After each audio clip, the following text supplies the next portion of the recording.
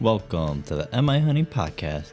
In this episode, sit down with Bill Freet, longtime hunter and bow technician, as we discuss what you can do to ensure you and your bow are ready for the deer season.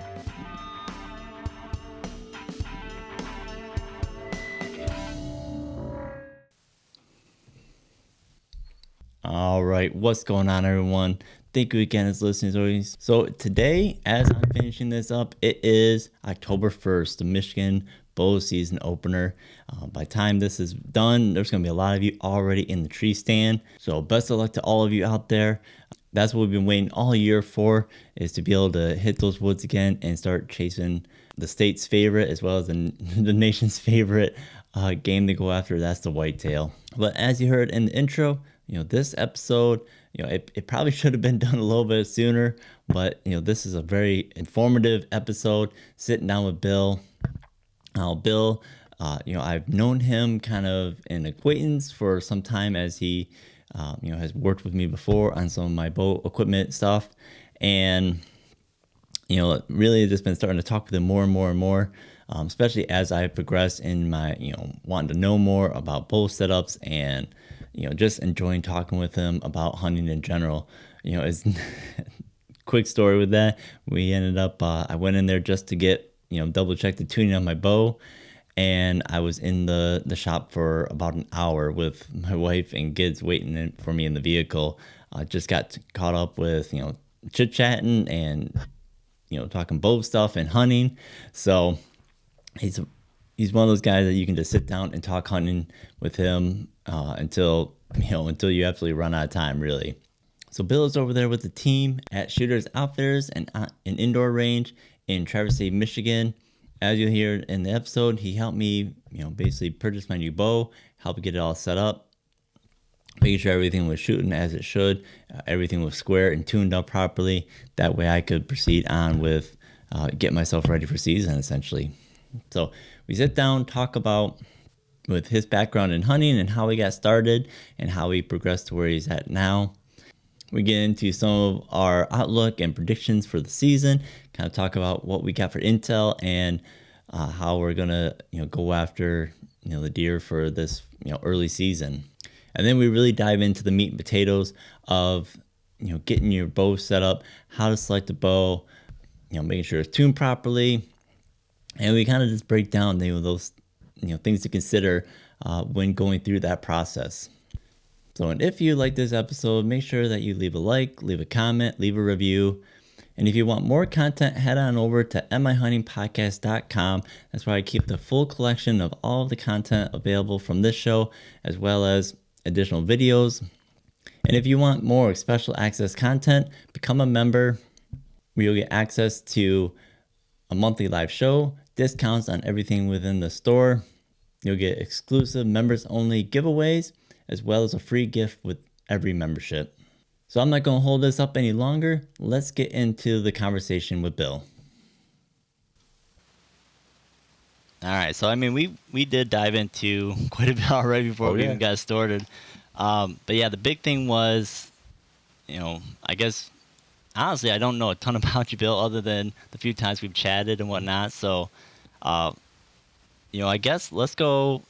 Did you start out, hunting as a kid, or did you come into it a little bit later? I'm a first generation hunter, so I actually got into hunting because I picked up a bow magazine walking through the grocery store with my mom one time and found it very, very intriguing. So I picked it up probably about the age of 15 or 16. Didn't have hunters in our family, so I had no mentorship. Thankfully, I had friends that I had in school where their dads hunted. Okay. Kind of took me under their wing. Gotcha, okay. Which was awesome. And then it blossomed from there. Now it's really an addiction. Right. We can even, going from, you didn't have, family that introduced it to you. You did have some friends that, were able to mentor you a little bit with their dad or whatnot. But it sounds like a lot of self-teaching. A lot of it is. It's trial and error. That's the great thing about this. You go out, we watch the outdoor shows, and everybody's like, "Oh, I need to get this scent, that scent. I need this clothes, that clothes." That's a lot of it's marketing. and it's trying to find out what works in Michigan, because a lot of these shows we're watching are Iowa, Kansas, that sort of thing. Manicured farms, manicured lands that they're hunting on.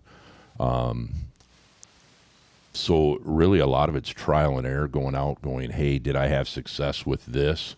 I look at scents, calls, rattling, all that stuff. It's tools that you have in your toolbox, just like you would if you're fishing. We all have a bunch of lures in our boat. Not every day does that lure work. We find patterns that they're on or colors that they like. And so again, I think the same thing goes on in the deer woods. Early season, we're concentrating more on food source. Now that there's no baiting for guys, it's natural food source. Find your red oaks, your white oaks, beech nuts, that sort of thing of what they're eating on. Do you have a fruit bearing tree that's in your area? So, and then you start getting into that pre-rut, when the bucks start kind of cruising, spreading their wings, start making scrapes and all that fun stuff. And so that stuff started to intrigue me. So, working with scents in the scrape world, because again, it's a communication for them.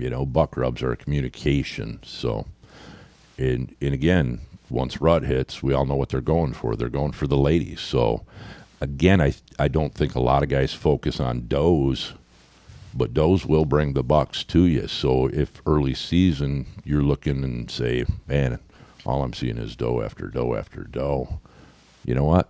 It's going to heat up. You just got to give it time, and it will heat up for you. Those does are going to draw those bucks in because they're after what they need to do, breed. Yeah, I ran into that. So the private piece I hunt, it's still, I've kind of figured it out enough that it's a rut stand. Mm-hmm. Big bucks, the big target bucks will show up every so often, but they're not really huntable until the rut, and usually it's seeing them on those scrapes. And so this time of year, if I'm seeing the does, I'm seeing the fawns, I'm seeing the young bucks hitting those scrapes, I know that they're just, they're building up that scent profile. Absolutely. That eventually that big guy is going to come check them out. He's going to come hit them. That mindset of, that not having those bucks or whatnot, just waiting it out until the time's right. Yeah. Absolutely. We all, unless we're really hunting bedding areas where we're really dissecting, and I hunt public land, so it's tough. You're dealing with hunting pressure, people just driving around ATVs, all that fun stuff. So it complicates things. You can't control what goes on state land. But you can also learn to pattern hunters and where they're at and how are they hunting with the right winds, not with the right winds. Because again, hunting, there's a lot of people that just go out and sit in the woods and hope for the best. It's a wing and a prayer that they're going on, where other guys are truly dissecting a little bit deeper, going, I can't hunt this. This is a bad wind. This is an off wind to hunt that stand. Not putting that homework in. Like I say, for me, hunting is 365 days a year, because when season's done, we're on to next year. Now it's starting to go, hey, walking the grounds, going, where were the bucks traveling? Because now you have no leaves on the tree. You can see all the signs of the buck rubs, how they use the area, and go back and make a new plan for the following year. So Right. It's tough shed hunting up here. That's one thing I wish we had really cool, was some great shed hunting areas, like you see down in Iowa and all that, but we just don't. I have never myself found a shed in northern Michigan woods. I haven't either. I found one deadhead a couple years back, but shed-wise, never. Yeah, them porcupines and squirrels, they eat that stuff up real quick. So Yeah. I watch my social media, and all of a sudden guys are like, oh yeah, it's March, let's go find sheds, and they're walking out in their, in the CRP grasses and stuff like that, and I'm sitting there going, yeah, still not finding that needle in the haystack, although I'd love to. Mm-hmm. Yeah. But I mean, right now, so this episode is going to come out. It's going to be October 1st, so there will be people in the woods, hopefully, when they get to listen to this. So, Yeah. it's really that crunch time of getting things ready. So, I mean, do you feel like you're ready for season to start? Oh, absolutely. Yeah. Yeah, I was ready a long time ago for season to start. Again, I'll hunt Michigan. Probably not hardcore early. I think the earliest I'm going to get out is probably maybe October 6th, I think would be my first day in the woods. You're not going to sit opening day? No, one of our guys at work has his brother's getting married, so this is one of the first opening days that I will miss. It is kind of that holiday, is what I call it, but Right. he's getting married, so this will be the first time that I don't hunt the opening day. I do love it, it's just for the nostalgia of it, you Yeah. know. It's getting out there and just being able to get back to Mother Nature, watching the sun rise again in the woods, watching it come to life, and that's what's intriguing to me a lot of times. Yeah. Not so much about the hunt, but the memories that come with it. Yeah, it's definitely, especially that first sit for the year. There's something about it. It's just, yeah. You Yeah, just- it it's feels- magical. It does. It is Yep, magical. Yeah. it's magical. So, we talked a little bit before we even started recording that you've got some pretty good intel, that you've got some pretty good bucks on camera, and Yep. Got they're some starting to good- heat up for you. And one thing I'm always really interested in is kind of the style of individual hunters. Everyone kind of has their own little niche, what they like to do. I mean, so I guess what style do you think you more? Are you more like the bedding guy, transition, working off food stores? What do you think? Bedding changes so much on state land just because deer are getting bumped. So again, I'm not looking for hardcore bedding areas. I know there's some good bedding areas where I'm at. The downfall is there's not good trees to get in that real close, where I feel that you could really sneak in and get them right in that bedroom. So for me, early season, I'm hunting primarily food source, close to between food and water is really where I'm at, more in that transition type area, because again, they've got to eat. They are going to meander. They're going to, deer are foragers. They're just going to meander through. I've got spots right now, like I say, good bucks in there and stuff, but you can definitely tell it's close to bedding, but there's no trees that are worthwhile to get in there. I mean, you'd blow them out going in. Got one spot where I thought for sure, I'm sitting here going, this is a slam dunk. I'm going to find the bucks that want to get away from everybody, because it's a treacherous. I mean, it sucks going in there. Finally last night I did get one 8-point that's moving through there, first buck. But other than that, I got does living down there, and I'm sitting going, wow, this is, it's one of those areas that really surprised me, going, man, this is not what I expected this camera to give me as far as intel. You're sitting here going, bachelor bucks are going to be down here. It's away from everybody. It's away from pressure. It's down on the river. River bottom is really where it is. But I don't think we've got enough pressure yet. So my mind's saying right now that I'll probably see better bucks as season goes on, as pressure increases, as traffic increases out in the deer woods.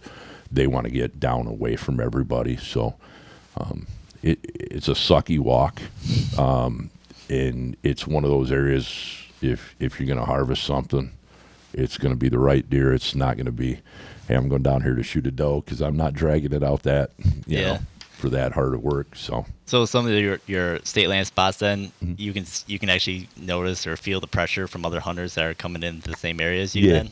Yeah.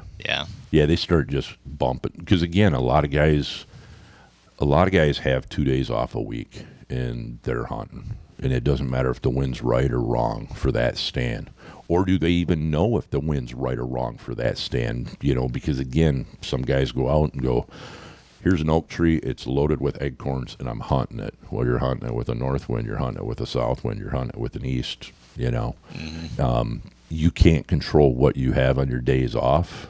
And guys, I think, just want to be in the woods. It's my day off. I want to hunt, even though it's might not be the right answer. Yeah, certainly. I know a few years back, I used to fall victim of that, where it was like, I got this spot, like you said, an oak tree or something like that. This is hot. I'm gonna sit it. I can go out tomorrow morning. That's what I'm gonna do. Not really considering what the wind direction was. That was probably the big one. And then the access route coming in and out, like crossing over paths that the deer are coming through, or just not thinking whether it's a morning sit or an afternoon sit, which one's better for not bumping deer off of whatever food source or whatever area that already is. I think you hit a key right there. A lot of guys don't look at their entrance and exit strategies on a stand.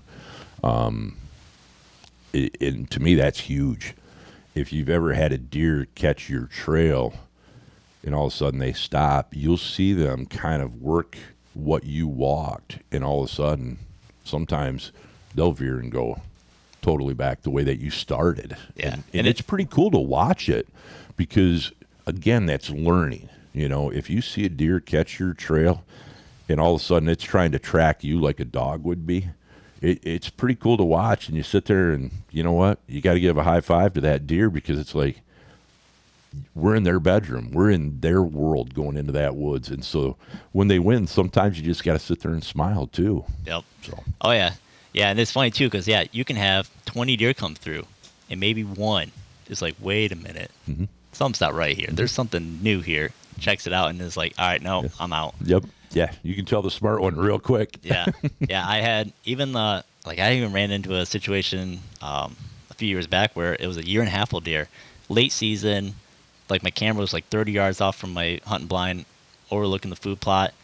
Went out there, grabbed the card, came back, and that 1.5-year-old buck, he hit where I had walked and just hit the brakes. Yeah. Nope, went back. Yeah. That was a 1.5-year-old buck, Yeah. and he figured out something that this isn't right. See, and that's it. A lot of times when I've got the cameras running for intel, it's not that I'm hunting over that camera. I'm looking at what's around. I'm putting the camera in an area where I can get the best pictures for intel of that area.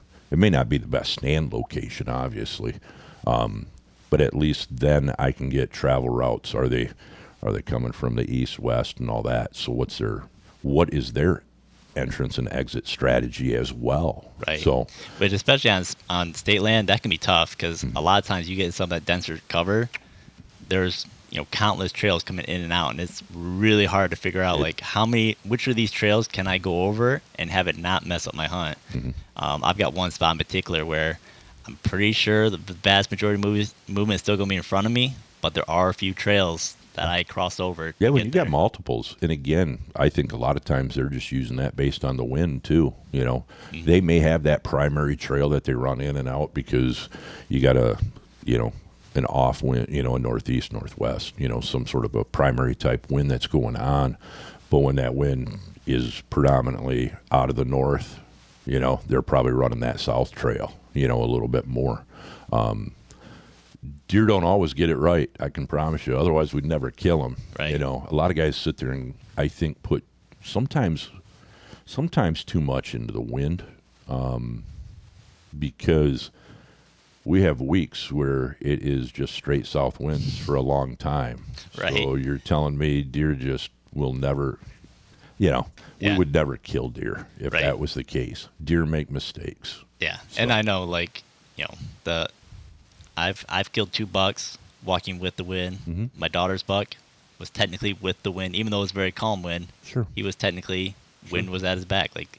They don't always put their nose to the wind. So No, absolutely not. When they do, though, they'll probably beat you. Oh, a lot of times they'll beat you. So, Yeah. There's products out there. Obviously, if you're doing scent elimination, sprays. Some guys run the ozonics in the tree. Some guys are running the scent lock suits. All that fun stuff. That's personal stuff. If you're into it and you think that it works and it makes you believe that it works, then use it by all means. So I definitely think just taking a shower, you spraying your boots down. I don't go hardcore. Yeah. I do have an ozonics tote and stuff that I deodorize my clothes, but other than that, I'm running Sitka, so there's no activated carbon or anything in it. But Yep. I think that's one thing I do too. I run a little ozone generator in my tote after the hunt, throw it in there, it runs automatically for 20 minutes, shuts off. Yep. And it just kind of eliminates the need to have to potentially rewatch, especially hiking in and out. Oh, yeah. You are going to build up soil, you are going to build up that sweat and everything like that.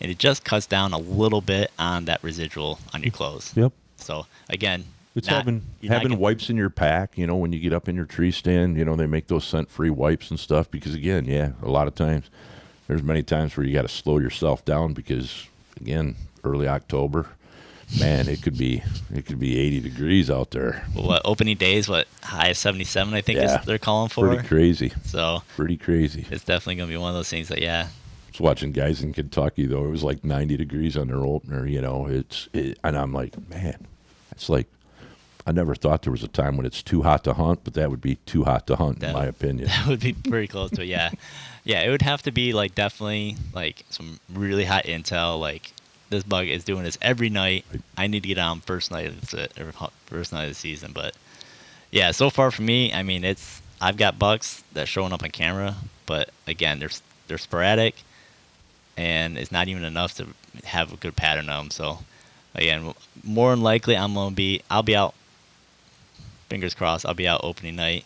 It's probably just gonna be more of an observation sit, overlooking a marsh or something like that, and just kind of gathering intel, not buggering up some of my more pristine spots. See, and that's another. You brought up another great point. Honestly, observation sits are awesome. Where you're just trying. If you don't have cameras that are giving you good intel and stuff, if you got that spot where you can just go in, I call it burn a hunt. Because you're burning. You're not planning on seeing anything within shooting distance. Sometimes you get lucky and it happens, but it's amazing what you can learn from just taking a half day, just burning a hunt.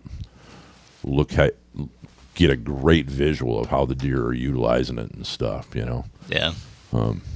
If we all had drones, we could be doing that too. And see how they use it. But Careful, that's gonna be a hot topic here over the next few years. I think that one will be. I think that one's going to get a lot of. Yeah, there's going to be some stuff I think come down on that. The fact that there's some areas going to war on cell cameras or trail cameras, drones are definitely going to be very, a very hot topic to discuss. I mean, there's states where you can't use anything that's got a battery in it. So, lighted sight pins, that sort of thing. And so it is. Kudos to those states because they're drawing a line somewhere. Technology is changing. There's benefits in a lot of stuff that we use. I love cell cams. Mm-hmm. I like not having to go out into the woods and check my stuff. Yeah. Same thing like what you're talking about too. Like I've got the 2 cell cameras I run are both on, within shooting range of a couple of my tree stands. So I can get camera intel without ever going and buggering up that location with my actual presence. So, yep. It's really nice because it's hunting when you're not.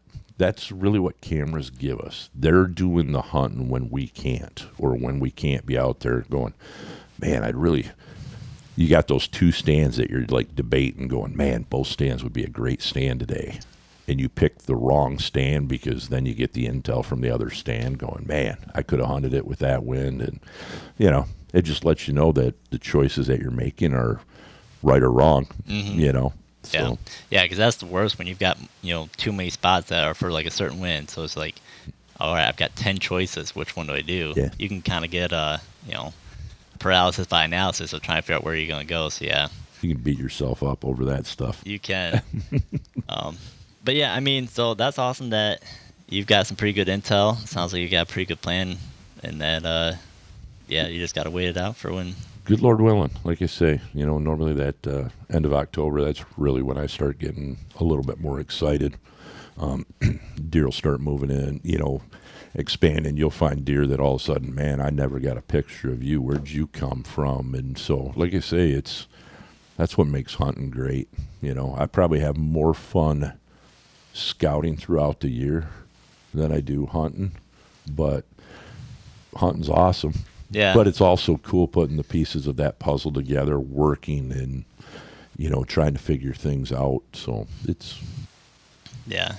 I mean, like you said, some people you could, be about it for deer season, and after the end of it, you're done with it.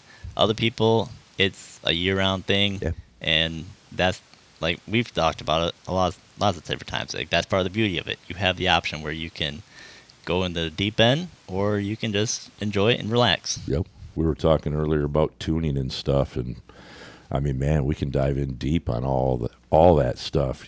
Paper tuning, bear shaft tuning, group tuning, French tuning. All that. There's so many different variables. And like I say, is there an application for each one? Sure, I think there is. Again, we want to have our arrow flight being good coming out of the bow. We don't want our arrow coming out at 90 degrees, sideways. We're trying to achieve maximum penetration, that arrow behind that broadhead doing its job. But is a slight tail high, tail high, is it a bad tear? No. If it's 5-6 inches, yes, it's a bad tear. Is a little tail left, a little tail right? Is that going to be the difference between you killing a deer and not killing a deer? Probably not. Right. You may see issues in broadhead flight. Some guys shoot the broadhead, some guys don't. Like I say, this sport, you can make it what you want. If you want it to be real simple, it can be. It's amazing how many people come to me and it's like bear shaft tune is all of a sudden, like, I would call it the new flavor of this month. It seems like this year. I've seen more guys, it's always been paper tune. Paper tune's just, that's a basic start. Hey, my arrow's coming out of the bow good. But now everybody's, I want bear shaft. And I'm like, okay.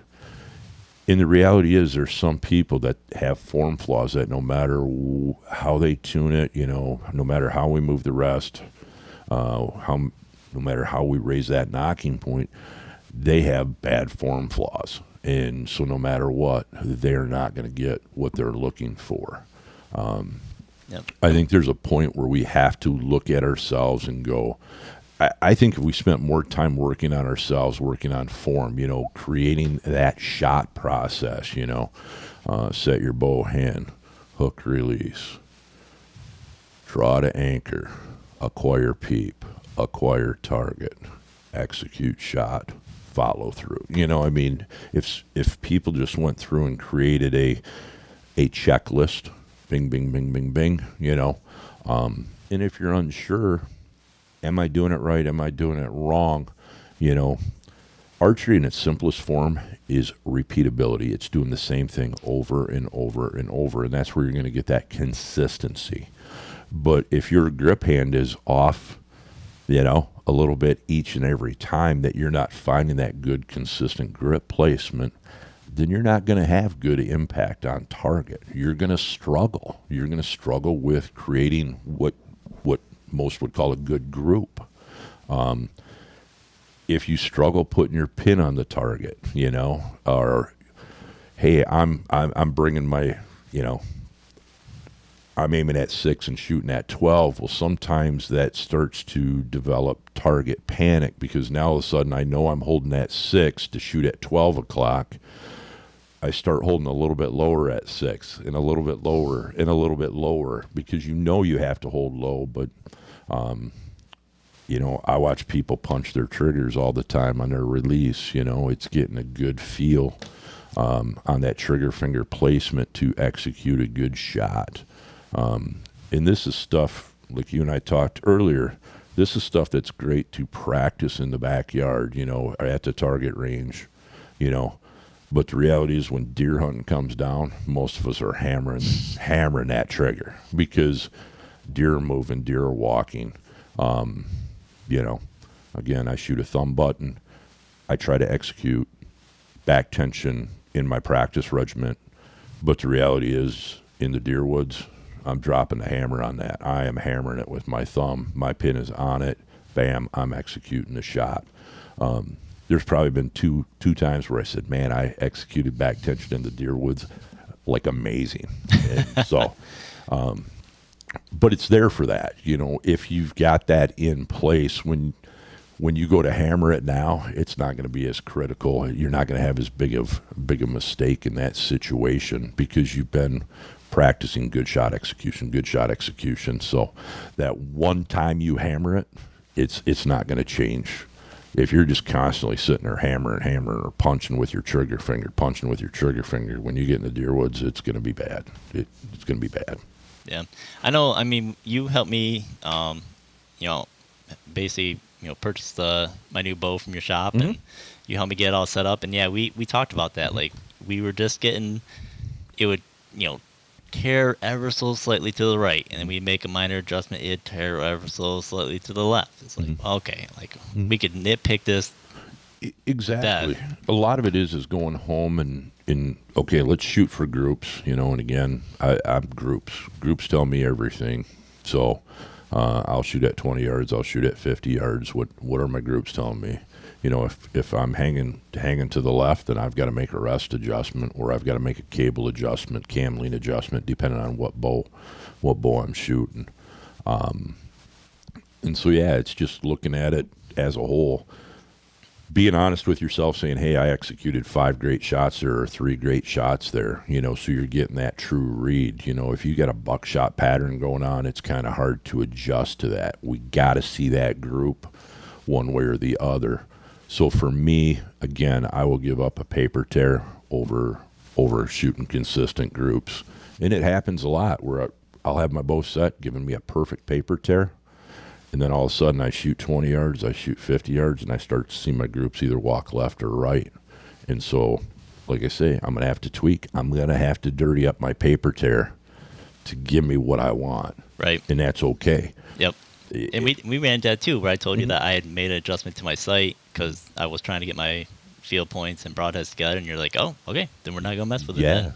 Yep, absolutely. To me, you got to find where that guy's happy going, I've got to have a perfect tear or I'm not going to sleep tonight, or I'm going to miss that buck if I don't have a perfect tear. It's not the case. To me it's always about group. It's about broadhead and field point accuracy, right, and getting those two to come together. Yeah. So I guess, for most bow hunters and whatnot, if there's a tuning issue, what's usually you think the biggest issue, or like someone brings their bow, is like it doesn't seem like you're shooting right, or they come in, maybe they're bare shaft and their paper tune is like it's off. Yep. Probably one of the biggest things that I see, because again, guys don't change their strings and cables, I think, enough, and so again, cams can come out of time. Even single cams have an optimum cam rotation. It's not syncing with another cam, so it's not as critical in that single cam world, but there is an optimum cam rotation of where that needs to be at rest, which would create your draw links being correctly and all that fun stuff. But I see a lot of bows that come in where there is a timing issue on their bows, where either it's the top cam or the bottom cam's hitting, and most guys can feel that if you draw your bow back. So if you're shooting either a 2 cam or a binary type cam, if you draw back and you feel like a stop, but then can pull more through and you almost feel a second stop, chances are your cams are out of rotation. It feels like a bump when you draw back, very spongy, and so really your cams are fighting each other. Actually had one that came in just the other day. I sat and I watched the kid draw back, and I go, just watching him at the counter, I go, man, your cams are out of time. And he's like, what? And I said, draw back more. And he's like, holy cow. And I'm like, that's probably what's causing a lot of this issue with you. And especially being this gentleman's a new shooter, so he doesn't know. And so there's a lot of people that are eager to dive into the tuning and all that fun stuff. Sometimes it's rest. Sometimes it's literally just looking at their grip, and they have got a death grip on their bow. And so, but I would say a lot of times it's either going to be knocking point adjustment, rest adjustment that's causing most people's issues, or cam timing in that situation. Gotcha. And again, if it's a grip issue, trust me, professional athletes still have people that they go to for training and all that fun stuff. And so if you're unsure, check your local archery shop. I'm sure somebody there is either a USA archery instructor or something like that. And so have them look at your form flaws. Draw length is another thing that I see a lot coming in. Some guys are shooting way too long a draw. Some guys have caught on to the way too long. Now they're shooting way too short a draw, trying to compensate. And so, go to a trained professional in your area. And those are going to be most of your archery shops. Most of your local archery shops are guys that go to the ATA, sit through classes, and, have worked with other shooting instructors and stuff like that just to be able to help you get better and stuff. And again, if you've got a bad habit, it's not going to be fixed overnight. So don't think you're just going to go in and, oh, my grip's wrong. Okay, cool, problem solved. No, it's like any addiction. It takes you about 30 days to put that as a habit. So, if you quit smoking, it takes you about 30 days to quit smoking. So again, everybody's natural is want to go back to what is normal for them or what felt right, which was actually wrong. So why do we want to go back and do it? So, and that brings me to the point, a lot of bows are coming into the shop right now a week before season. Well, what are we, 3 days now before season? Yep. Guys are just busting them out. And that's fine. This sport, like I say, you've got your hardcore hunters, you got your hardcore shooters that are out shooting 365, they're out hitting the tack events, all that fun stuff. And then you got your guys who are like, I want to put some meat in the freezer and, make sure I've got some venison for the winter, that sort of thing. If you truly want to improve in shooting, want to get better, pull your bow out sooner, May, June, pretty much once that snow's gone, pull your bow out, and I think you'll see your skill set greatly improve, by putting more time into it. And by putting more time, I'm not saying you got to go out there and shoot 4 hours a day, because that's not the answer. But again, if you can dedicate 10, 15 minutes every night just to flinging some arrows, working on something, and say, hey, I want to work on aiming better. Hey, I want to work on shot execution better. I want to work on follow-through better.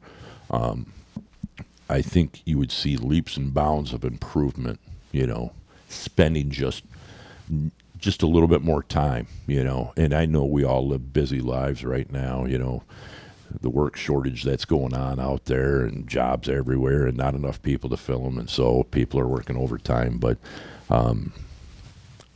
just spend more time. I mean, spend more time with that bow. If you're that guy who's just like, I just like doing it, but you want to get better, then just bring your bow out a little bit sooner. Get a little bit better. Seek out some help. Like I say, hit your archery shop up and say, man, I just want to improve. The TAC event is probably one of my favorite events every year. Total Archery Challenge. It is hunters from all over. These are the guys that live, eat, breathe shooting bows, which is awesome to see. And we're blessed to have it up here in our woods. So we don't have to travel long ways. Hit one of those events. It's pretty cool. They stretch some ranges out. They're designed for people who, if you're a local, shooting 20, 30, 40 yards, bam, they've got a course for you. If you want to test yourself, they got a course for you, Yeah. You can pop them out there, 105, 110 yards. So. Yeah. And I know, they have those side events that you can, I think, knock on. John Dudley always brings out that Yeti, and it's always 100 plus. And you got to hit a little sticker in the center of his chest and you win the prize. But those are always great, because they put you outside of just practicing in your backyard, give you some potential, a little bit more realistic, shooting scenarios of elevation changes, tight locations, and again, be prepared to probably lose a few arrows. Absolutely.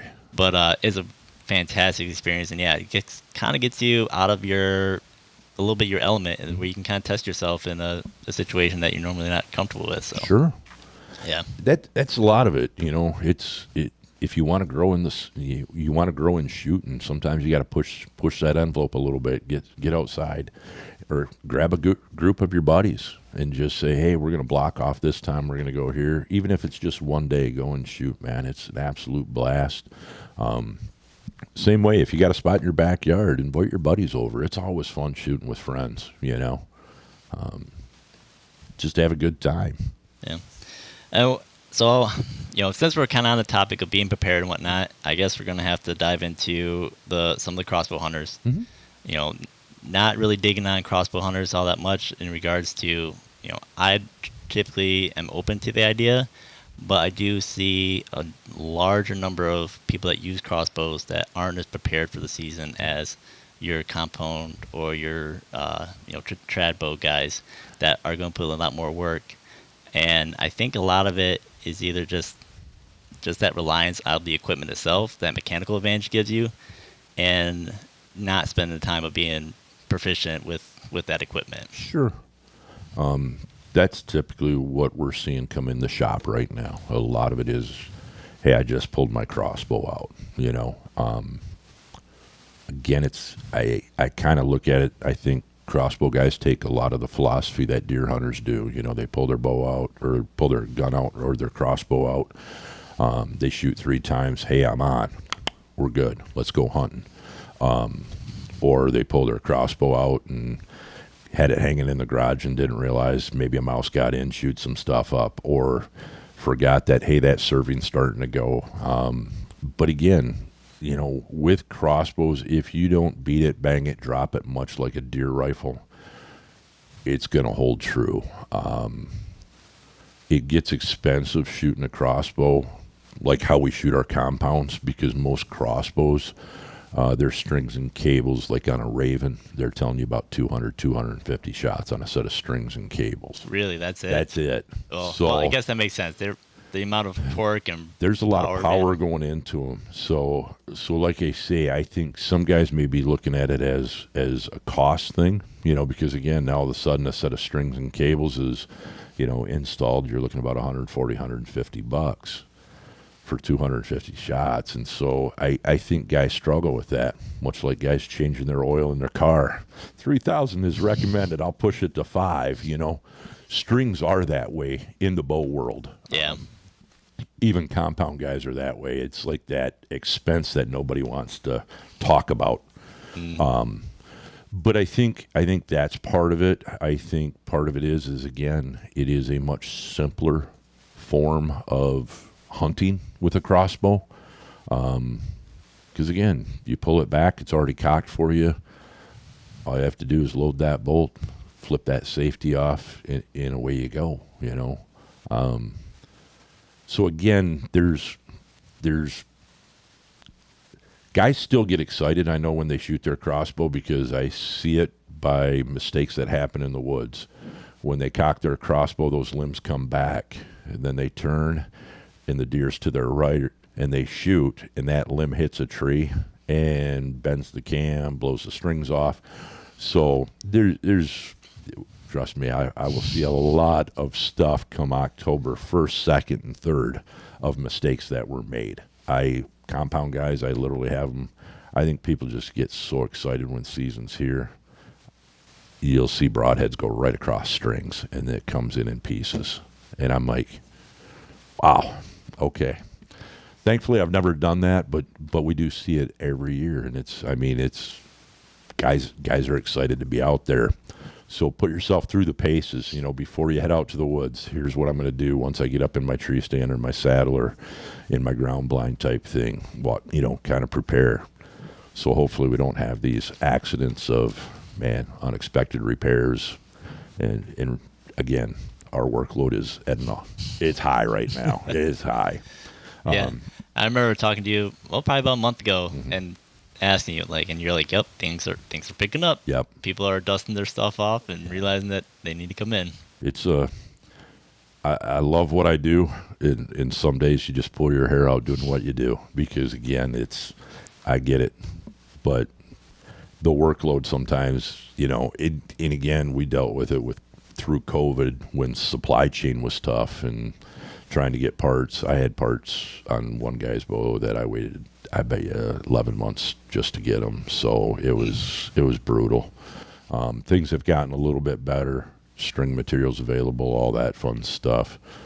Manufacturers are back to work operating, and so things have been a little bit better there, but it's still, some stuff is still just a struggle. So Yeah, and I mean, you've kind of already talked about, like, if you have questions, if you're having it run into an issue, take it into a bow shop, take it into someone that's got the experience. Because I know, even just when we were doing some paper tuning and whatnot, you were looking at my form, and you noticed that we were having some weird tears, and we kind of determined that I had some facial pressure from the fletchings.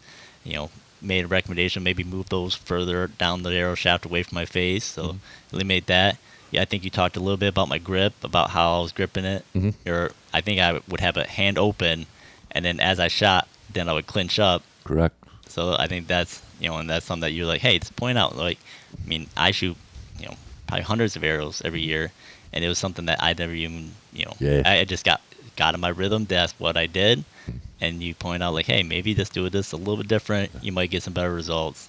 Doing this, I've been doing it a long time. I don't remember how many years, but it's 20 plus, 30 plus years now that I've been involved in this game or this career. I call it a game, whatever.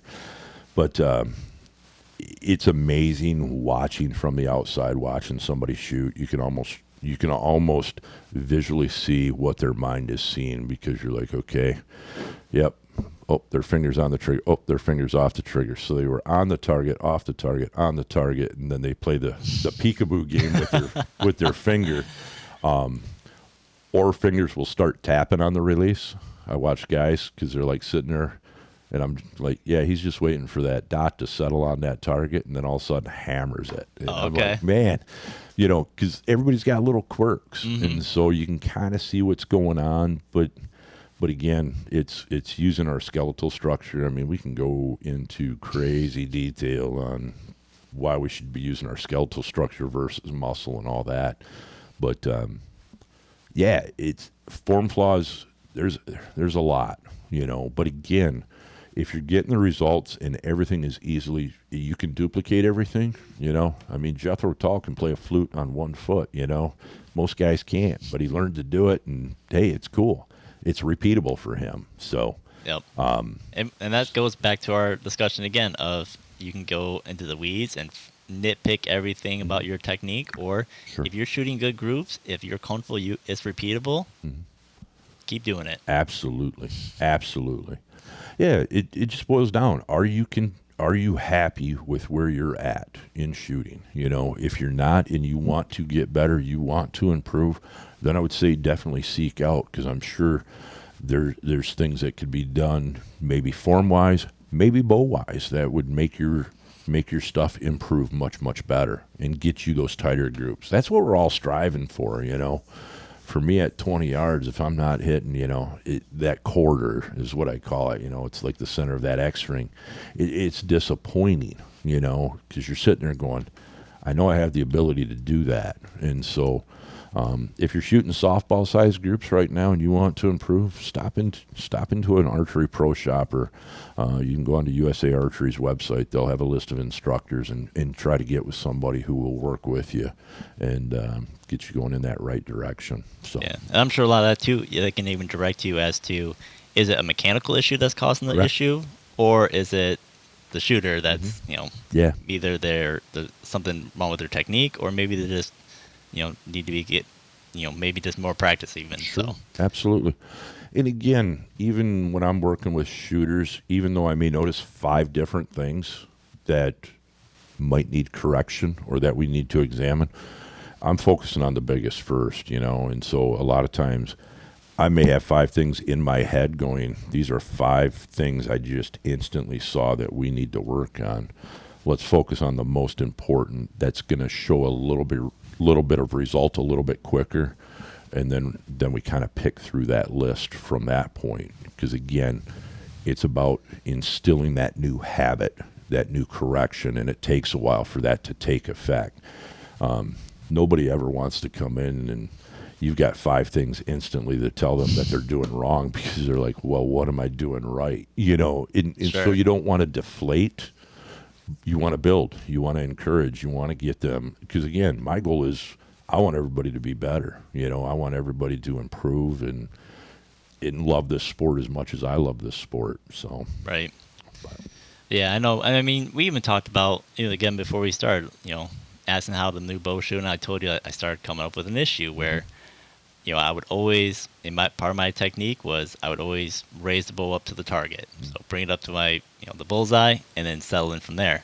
Well, now it was bring it up, it would get on point, and then it would drop. yeah. And we even just discussed this, hey, try going the opposite. Start high, drop it down low. And again, there's a few different reasons why Sure. that worked out. But Yeah, it's going with gravity in that situation. It's using gravity to its advantage instead of fighting gravity. There's guys that come up and it works for them and stuff, but there's also guys that come up and develop a serious target panic because all of a sudden it's a drive-by shooting. And so for me, it's always about, why do I want to fight gravity when I can use gravity to my advantage? Again, even if I do a drive-by like what I was talking about and I hammer the trigger, deer is typically going to drop. So even if I do drop a little bit low, my chances of success are better than if I do a drive-by and blow it out the top. So yeah. And again, I've done that same routine for the past 3 years. Never had an issue where I started hanging low, and all of a sudden this year, it became an issue. Talk to you like, hey, try this out.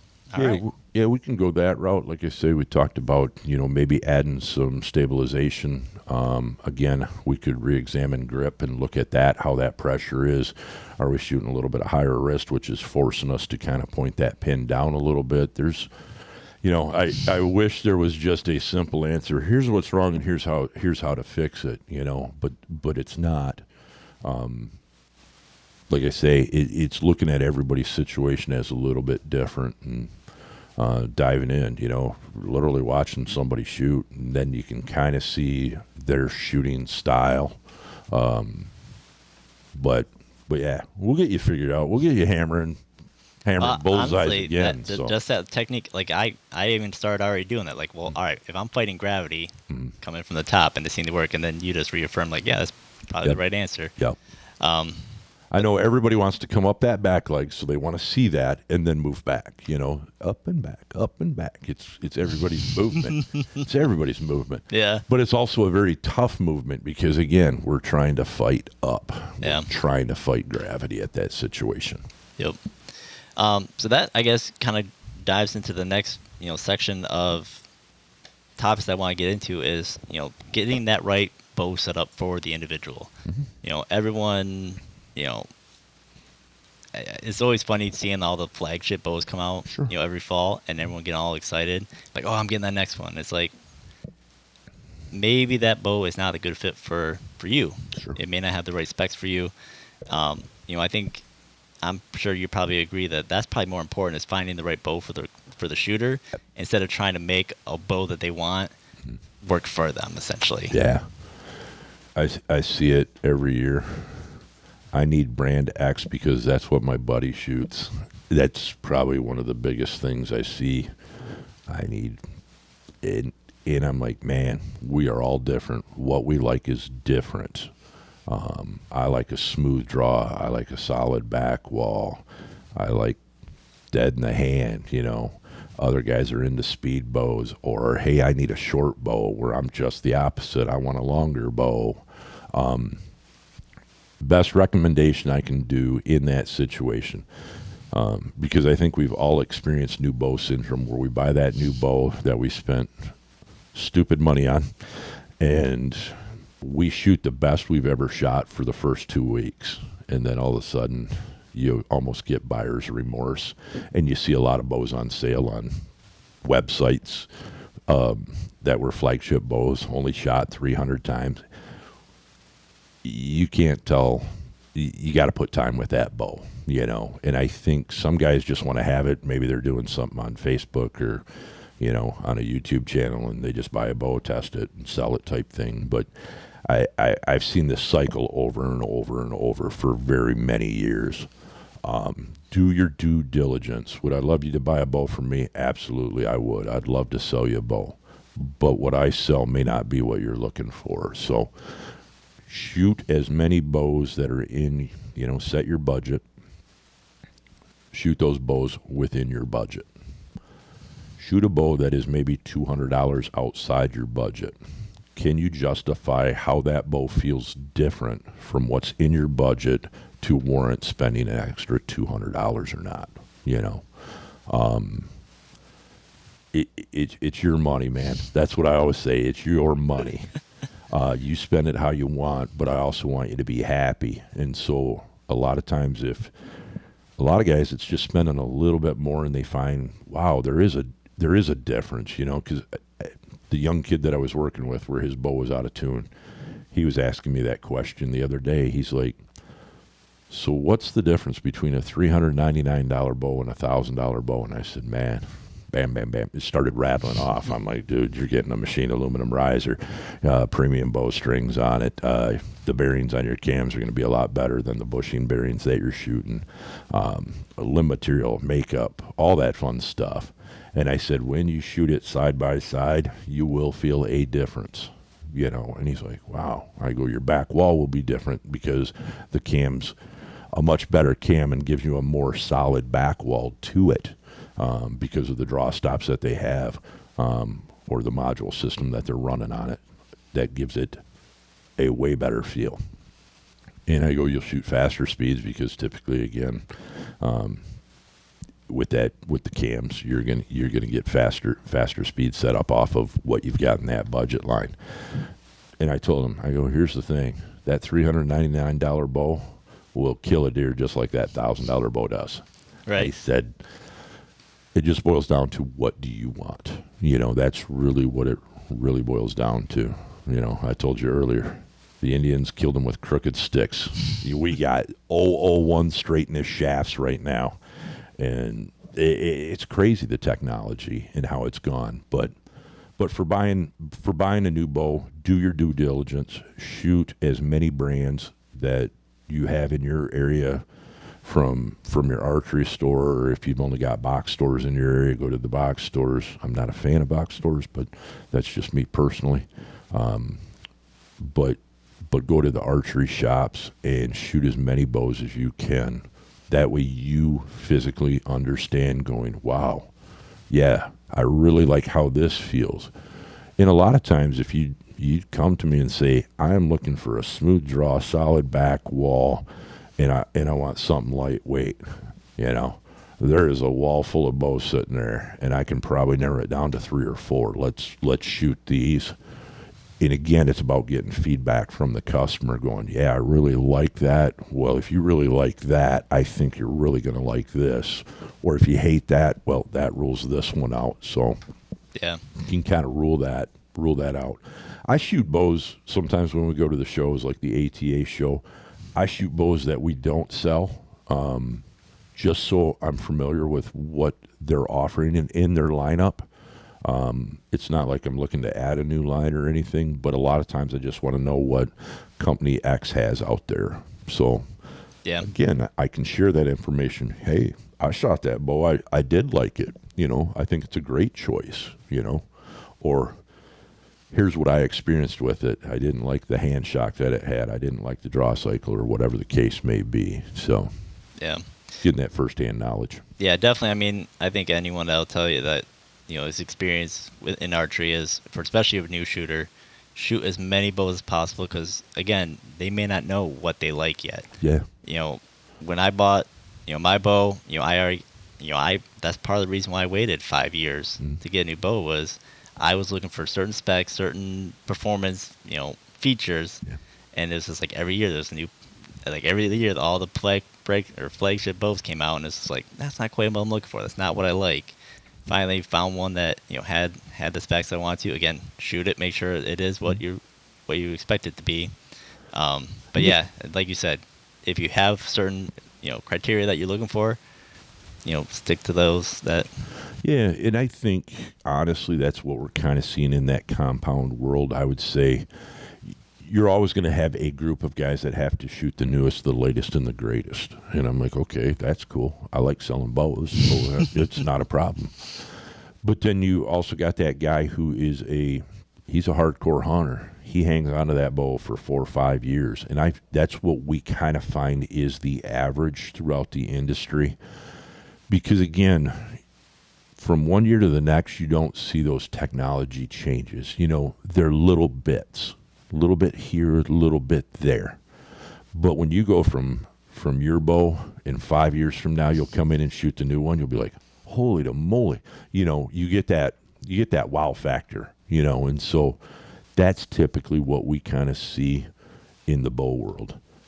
Crossbow world, you just don't see that as much because, again, there's not a lot of things that really change other than maybe a little bit more faster or a little bit narrower or a little bit lighter type thing. So what we saw early on was guys just wanting a cheap entry level, a $300, $400 crossbow.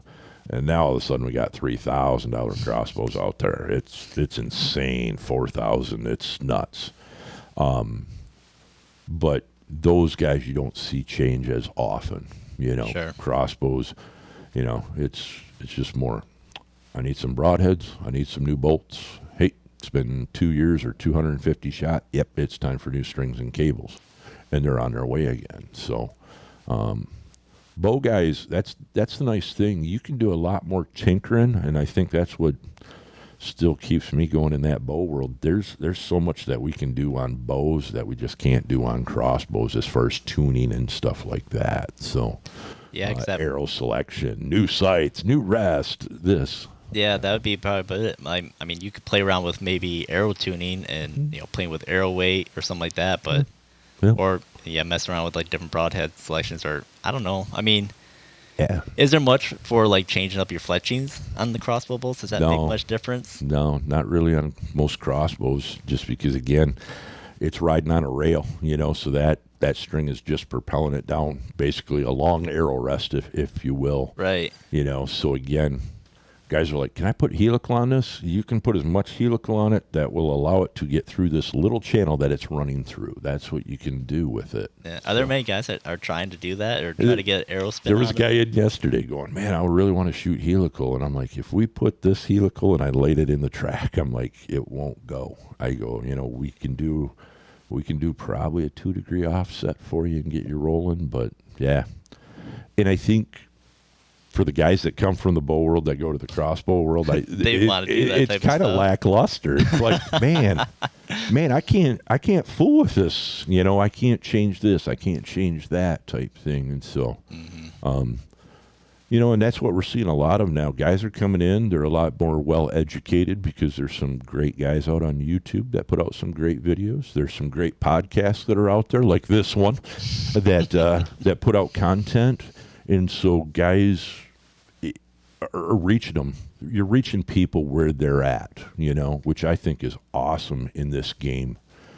And so you've got customers that come in with better education on as far as what product they want or what bows they do want to try and shoot, because they do trust certain individuals that they're following on social media and that, which is awesome.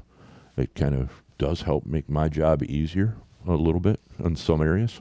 Probably easier and probably more difficult in some areas, because if they get their mindset on, this is what so-and-so said that you have to do. Correct. This is what we're doing. Correct. Yeah. Which, again, so-and-so said it, so it is gospel. Right. Yep. So, I mean, I guess that's going to follow up the last little bit of what I want to discuss here is, arrow setups. That's a really big topic these days. Probably especially ever since the Ranch Fairy made its debut. Mm-hmm. It's picked up a lot of momentum in that regard. And, I even admit I played around. I mean, I think the heaviest I've set an arrow up is like 630 grains. Mm-hmm.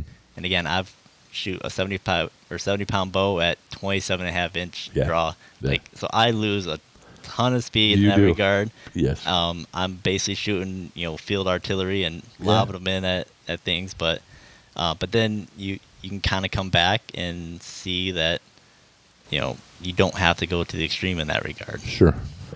No, everybody's going to be what they're into, and again, Ranch Fairy has made this very, very popular. The hunting public's made it very popular. They put out some great content there, and I love it because it does get a buzz going. It's kind of like a new thing, and so you get both sides. So everybody loves a good debate, fast arrows, slow arrows, back and forth. For me, I do run heavy FOC. I did increase my FOC. I run a 95 insert, which allows me to shoot 100 or 125 grain broadhead, which really opens up the door for me in broadhead choices. Yep. I don't want to go 300 grains and have to be married to brand XYZ. I understand why guys do. Totally understand it. But I'm just doing it just the opposite. Instead of going heavy broadhead, because a lot of manufacturers are coming out with super heavy broadheads, 200, 250, 300 grain, just broadheads, but running a standard insert type in it as well. So for me, I spined up 2 sizes. So typically I'm right on the edge. Again, I don't pull a lot of poundage, 400, 340. So is typically the spine shaft that I would shoot in a conventional type setup. Traditional, here's cookie cutter arrow. This is going to work for you. So I spined up. I'm shooting 300 spine with a 95 grain insert, which truly drops me down to roughly a 400 spine arrow. And so did increase my weight. I think I'm mid 5s right now. I love how they fly. A heavier arrow does seem to be much more stable. Look at a dart. If you throw darts are heavy on the front side, light on the back side. It's kind of that same principle of what we're doing is we're propelling a dart towards our target. We can get into the broadhead debate all you want, single bevel, double bevel, mechanical. That debate is still always going to be there, but there is definitely benefits of a heavy FOC in the fact that it does penetrate better. We do see better penetration. I got guys that come in and go, I want to shoot them through the front shoulder. And I'm like, there's no vitals in the front shoulder. Don't shoot them there. So mistakes happen. But if we got a quarter in a way and you hit that opposite shoulder, they want that broadhead doing its job and stuff. And so with that heavy FOC, without going crazy, I think I probably gave up maybe 20, 30 feet per second compared to what I was shooting. So it's not like I'm losing a lot of speed versus the reward. I was talking about the buck I killed last year. Literally, it blew through and the arrow was laying on the ground. It did not even penetrate into the ground. And that's exactly what I'm looking for. I want penetration. I want 2 holes. I want an in and an out. That's what I want. How far it buries in the dirt after that, I don't care. Right. But again, if it's burying half a shaft in the dirt, then I've got a lot of damn energy still there. So Yep. Now I can start playing a little bit. Now I can start putting in my mindset going, hey, man, that really penetrated deep in that dirt and stuff. Maybe I can give up a little bit, go to a heavier broadhead or a heavier shaft overall. Shoot a little bit slower, or hey, I can probably shoot a little bit faster and still be okay. I can maybe back off the weight that I'm shooting and go to a little bit lighter shaft, just depending on what guys are looking at. Because again, now we start talking pin gaps are going to increase or decrease depending on what speed we're shooting, and so guys can look at that so many different ways, going, man, that thing buried in the dirt. Good. I'm not killing dirt. I'm killing deer. Right. So, yeah, because I know that that's one thing that I'm kind of in that phase now where I went with the heavy arrow. I went with a smaller fixed blade. I've played around with a few different designs, and I love the penetration bit. And yeah, I mean, I haven't shouldered a deer with the setup yet, but I have punching through their scapula and whatnot, no issue there, blazed right through. But then looking at, okay, I'm getting through there, but blood trails kind of suck because I'm going with a smaller hole for that, trying to get that penetration up, making it a little bit harder for the track job. So can I give up some of that momentum or that penetration capability get a wider cut, maybe cut a little bit more, maybe get a little bit opener or a bigger wound. Sure. So that's one thing that I'm going to be exploring probably over the next couple of years of see kind of where I can find that balance with my bow setup, you know, and try to find that middle point or that best of both worlds where I'm still shooting fast enough where I don't have, really bad gapping. Whereas if I'm off on my yardage by, a yard and a half, I'm not shooting under the deer because I'm too heavy. Sure. And I don't have that forgiveness. Yeah. Or like you said, I don't need to bury it halfway into a tree behind the deer or bury it completely in the dirt. Like that's wasted energy. Correct. It is. And that's where each person has to dive in. What makes you happy? What is going to make you content going, hey, yeah, I really could use a little bit flatter because, again, flatter, maybe I increase my quote kill distance maybe another 5 yards or 10 yards, which if you increase your kill distance by 5 yards, imagine how much more of a perimeter you're truly covering, or another 10 yards. It's huge. It's huge by being able to increase that, have that confidence.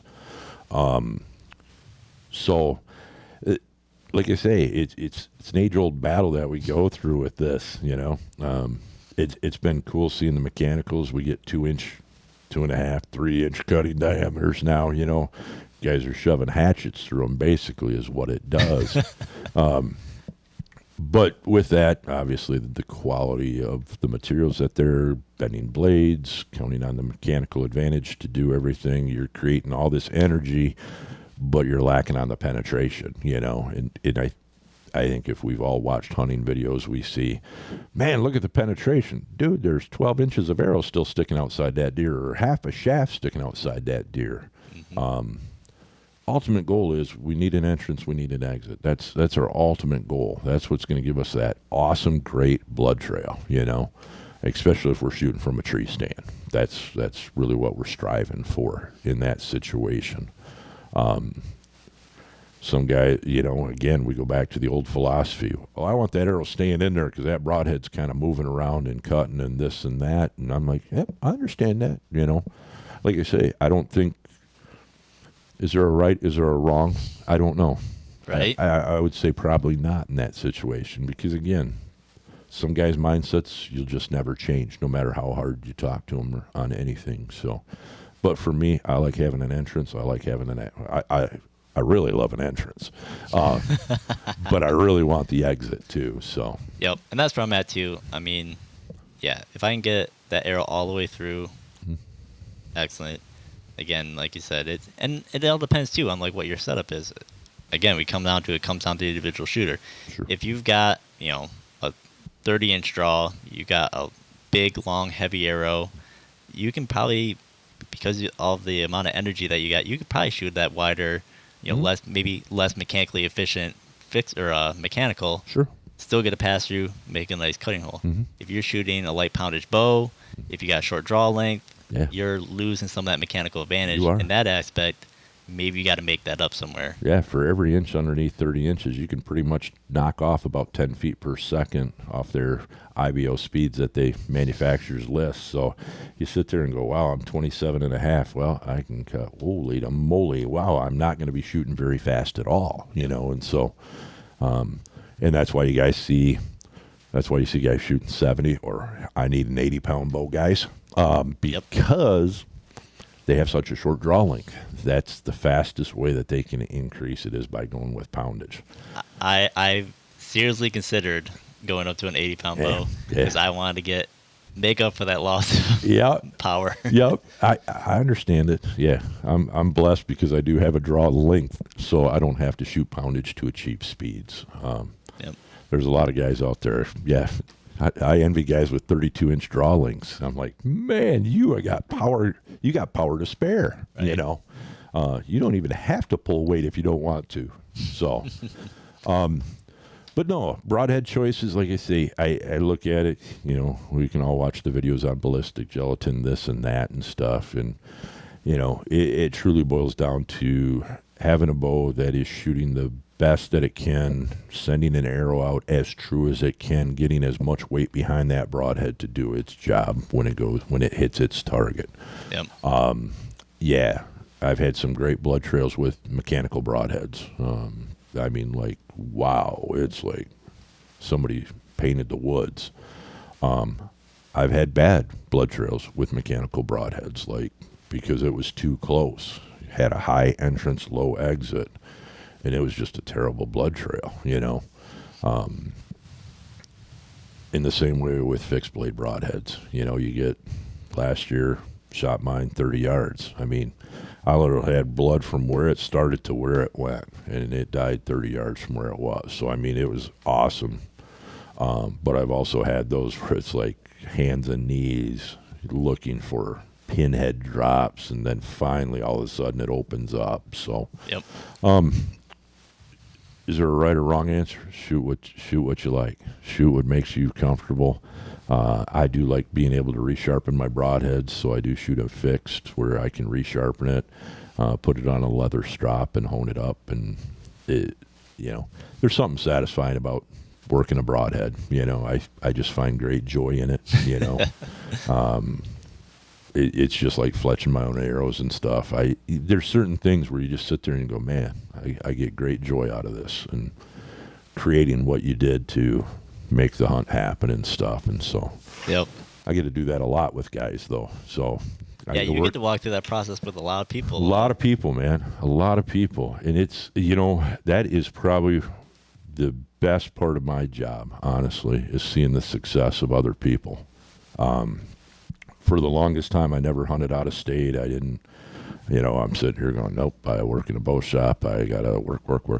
And finally, about five years ago, it's like, I need build time. And so I took it, and now I get to experience what everybody else was experiencing all along. And I'm like, man, and I'm hooked. But again, I love seeing kids come in. You know, they shot their first buck, and I don't care if it's a spike, a fork, a six. It doesn't matter to me. I'm happy for that kid. I think that's where we got to get with this sport. Is we see too many people focusing on things that we shouldn't be focusing on. We should be encouraging and being supportive. We were all there. We've all shot spikes. We've all shot 4 points in our time. Why should we? We don't need the ridiculing. We don't need the bashing of people. We need to support and uplift each other and encourage. And that's one of the negatives of social media, I think. That I see is it's easy to type something and not realize what you're doing to somebody. And, you know, a kid shooting his first deer, man, should be high fives. You know, it should be high fives all around, no matter what. Should be high fives. We all started somewhere in this sport, and we all grow to different spots. We choose what we make this sport for each of us.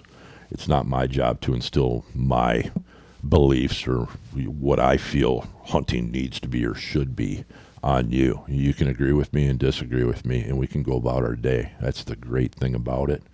And just have fun. Shoot what makes you happy, man. Yep. You know. Yeah, as long as you got your heart racing, and that was an animal that Absolutely. you wanted to harvest. Absolutely. And don't even that, like, there's even been more of a talk I've seen on social media. People like, hey, like, don't say you can't eat the antlers. Like, you shot that. Be excited about that bug. Absolutely. Regardless what his rack was. You see so many guys when they post up, well, it's not a big one. Let me be the judge of that. Don't worry about it. Don't give me that, you know. Yeah, don't apologize for the deer that you shot. Absolutely. Yeah, be happy, you know. Rejoice in what you got, man. Rejoice in it. It's going to provide food for your family or a family in need, whatever the case may be. Enjoy it. That's what you took, and reap it, man. Yep. But also, we don't need to be that guy on the keyboard going, I wouldn't have shot. Well, hey, your standards are better. Good for you. Mm-hmm. Your standards are your standards. That's who they are.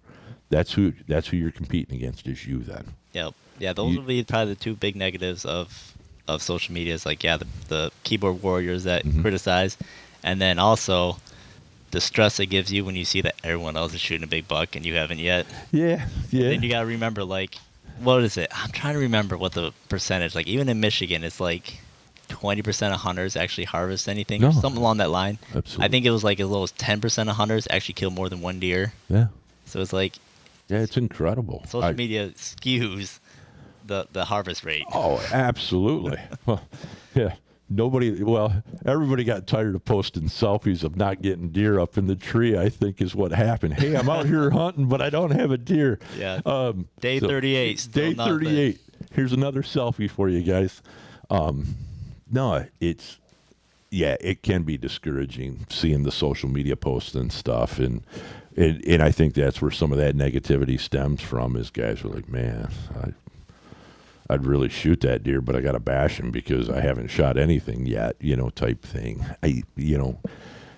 If I can't have that deer, we see it all the time when there's a potential world record and stuff. Instantly, it's guys going to, is it legal? Sure. It's so easy to throw that illegal word out and stuff. And it, like I say, there's good and bad on that social media side of things, but.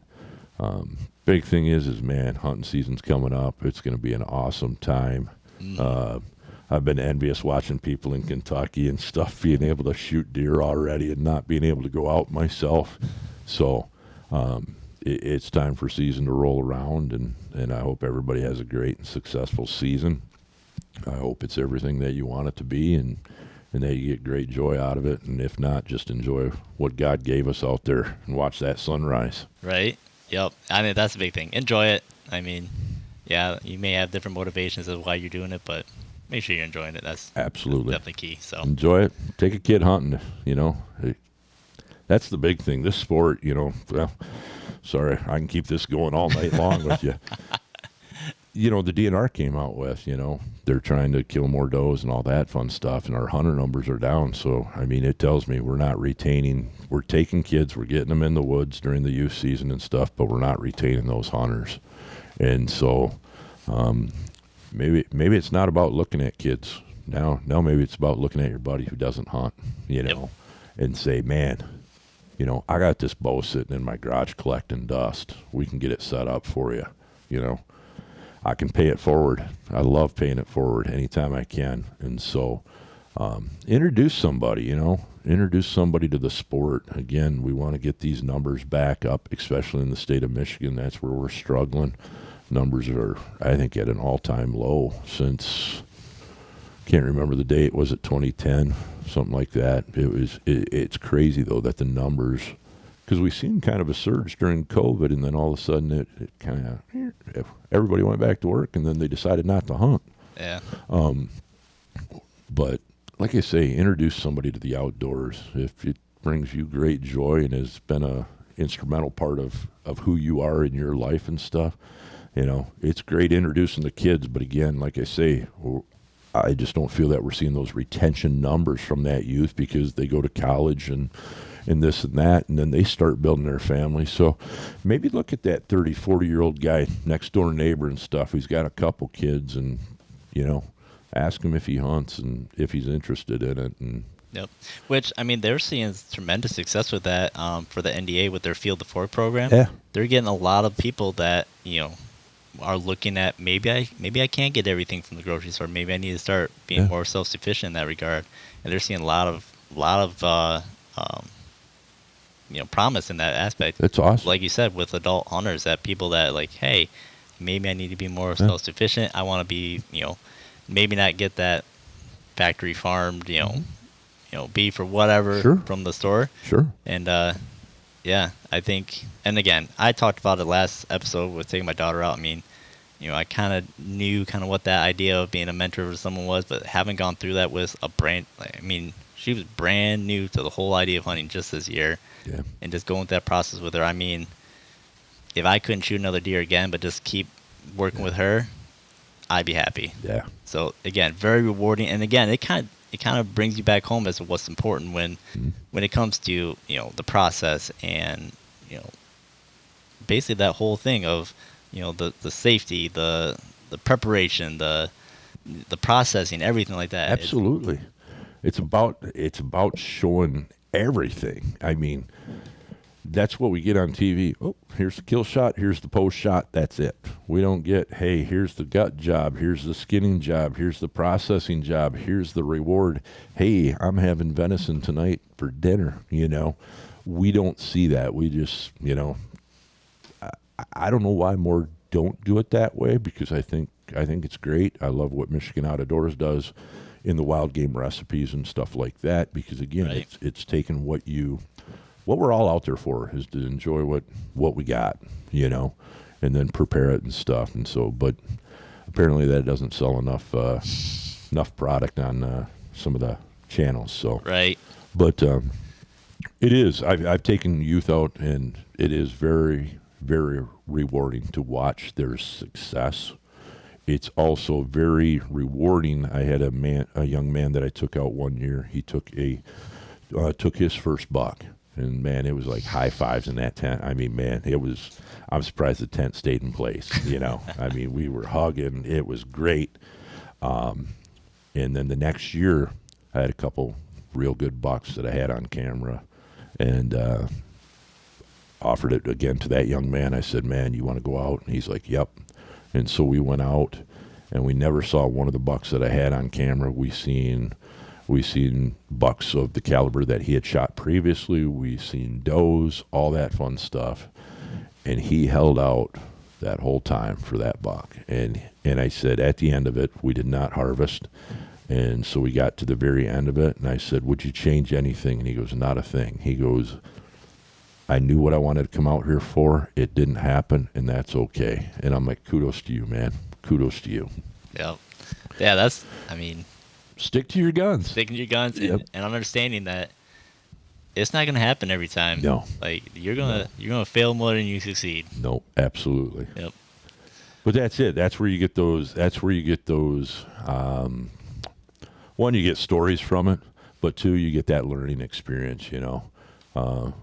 We never learn by our successes. It's always by our failures that make us grow. And I think that's the most important thing to remember is, because, man, I would have killed some big bucks in a young age growing up down in Midland County if I knew what I knew today. And I sit and I look at it going, man. But it's those experiences that brought me to where I am and stuff today. So, Yep. which is awesome. Awesome.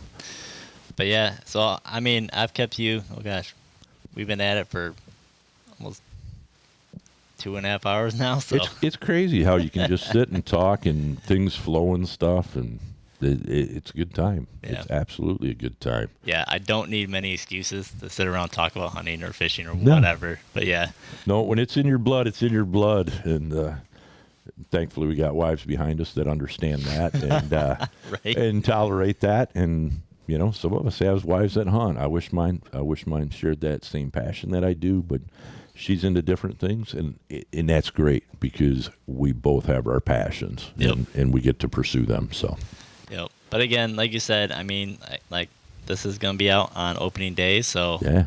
best of luck for everyone out there. Again, best like you of said, luck. Enjoy that sunrise, man. There ain't nothing like an opening day sunrise. Enjoy that sunrise. Yep. All right. Have a good season, everyone. All right, so that's it for the conversation with Bill. What I tell you, the guy's a wealth of knowledge. Again, he's one of those guys you can just kind of talk about hunting and bow hunting and just kind of everything in general to your heart's content. We actually we started talking well before we even started recording, and we talked well after we were done recording. Basically, the only thing that cut it off was that my wife showed up, and it was time to start making some dinner. So yeah, so hopefully you found this discussion helpful and things to maybe think about, or maybe things that you might have missed, or something to think about in the future for future bow setups, or if your bow setup's not quite what you wanted it to be for this year, it's something that you can take in for next year. Or if you're really feeling ambitious, this is something that you can get corrected for this year. So if something's not quite right, go take it in to a bow shop and let them take a look at it. Maybe they can help you out, get those fine-tuned details in line. That way you're that much more accurate and ready to go for when you hit the woods. Final couple of plugs, I guess I should say. So if you are in the West Lower Michigan area, and you do want to work with Bill, again, head on over to Shooters Outfitters in Traverse City. He'll work with you. Again, as you know, there's a lot of things that he can either, basically he's not going to try to sell you anything that you don't necessarily need. He's going to work with you. So if you want to just grab a bow off the shelf or grab some arrows and do a quick tune and get out the door, you can do that. If you really want to work with him, do a deep dive on, the finer points of archery, he will work with you on that as well. So, all the team members over there are great. They're very friendly, very helpful. They'll work with you. So if you like this episode, make sure again you hit that like button, subscribe to the channel, share the show with your friends. And if you want more, again, head on over to mihuntingpodcast.com, where I have the full collection of all the content available, as well as additional features and information that's out there. You can sign up for a newsletter that'll give you kind of up-to-date things for, date-wise and just kind of news in general. Become a member. Your membership supports this show directly, as well as grant you access to, again, a live show, discounts, giveaways, and additional content as well. So again, good luck out there to all you hunters out there. Again, here in Michigan, we waited out as we saw other states that had their opportunity to get out, go after whitetail a little bit earlier than us. Now is our time. So good luck out there for everyone. And as always, get out there, be safe, and have fun.